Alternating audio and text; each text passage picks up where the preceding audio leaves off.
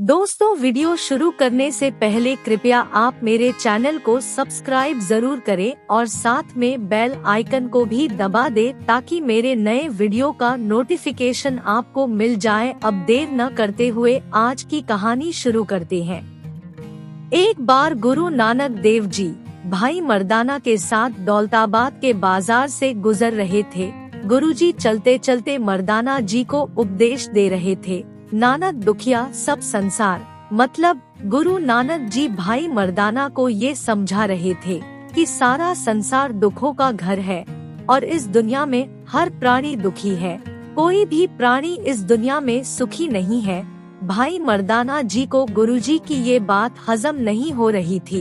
तब भाई मर्दाना ने गुरुजी को एक दुकान के आगे रोक लिया और कहा, गुरुजी, दुकान के अंदर एक व्यापारी कितने आराम से बैठा हुआ है। उसके चेहरे को देखकर ऐसा महसूस हो रहा है जैसे वो बहुत ही सुखी हो, और आप कह रहे हो कि इस दुनिया में कोई भी इंसान सुखी नहीं है।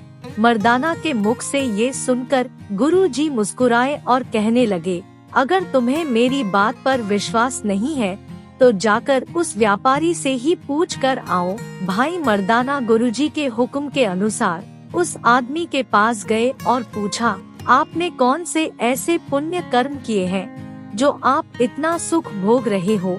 वो आदमी मर्दाना के मुंह से ये सुनकर सोच में पड़ गया और कहने लगा, आप तो कपड़ों से फकीर लगते हो और मैंने सुना है फकीर सब कुछ जानते होते हैं। अब मैं आपको क्या बताऊं, मैं अंदर से कितना दुखी और परेशान हूँ और मेरा दुख भी ऐसा है, मैं किसी को बता नहीं सकता।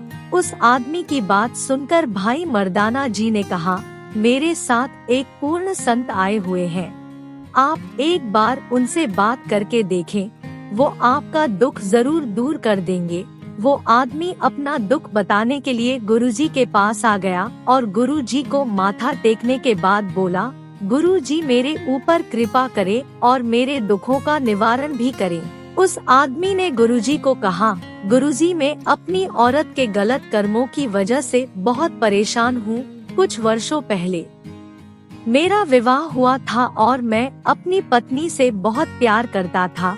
मेरी पत्नी भी मेरी बहुत इज्जत करती थी, लेकिन विवाह के कुछ वर्षों बाद एकदम पता नहीं उसे क्या हुआ, वो पराये मर्दों के साथ संबंध बनाने लग गई।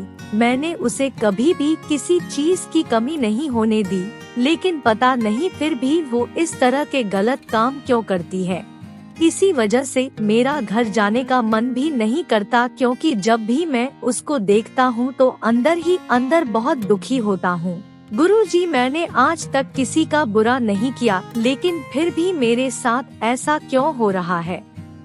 उस आदमी के मुंह से ये सुनकर गुरुजी ने उसको समझाया और कहा, तुम्हारे साथ जो कुछ भी हो रहा है वो तुम्हारे पिछले कर्मों का फल है।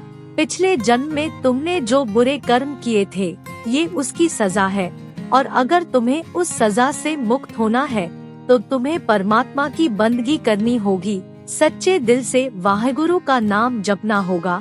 परमात्मा को दिया हुआ तुम्हारा एक एक पल तुम्हारे लेखे में लिखा जाएगा, और यही तुम्हारे अच्छे कर्म तुम्हें पिछले कर्मों से मुक्ति दिलाएंगे और तुझे दुखों के साथ लड़ने की हिम्मत भी आएगी। इस दुनिया में दुख और सुख दोनों का आना लाजमी है, इसलिए हमेशा वाहेगुरु के आगे अरदास करो, सच्चे पातशाह मुझे दुखों से लड़ने की हिम्मत दो ताकि मैं आपकी बंदगी कर सकूं।